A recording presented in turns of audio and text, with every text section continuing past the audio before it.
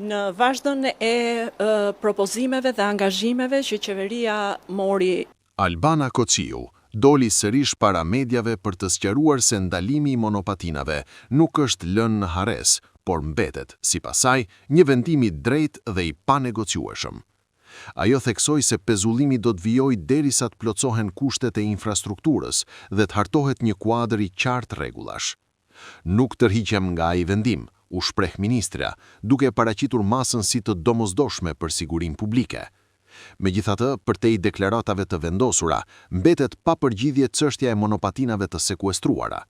Qytetarë të ndryshëm denoncojnë se, kur janë paraqitur për të tërhequr mjetet e tyre, nuk i kanë gjetur më.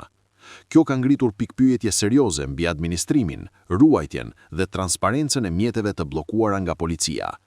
Për këtë aspekt, ministria nuk dha asnjë sqarim konkret, duke lënë një tjetër kapitull të paqartë në këtë histori.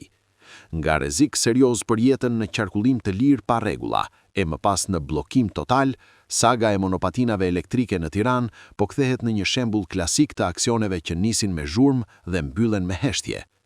Pa afate të qarta, pa transparencë për mjetet e sekuestruara dhe pa përgjegjësi të dukshme institucionale, qytetarët mbeten mes ndalimeve të forta dhe pasigurive po aq të forta për atë që do të ndodhë më pas.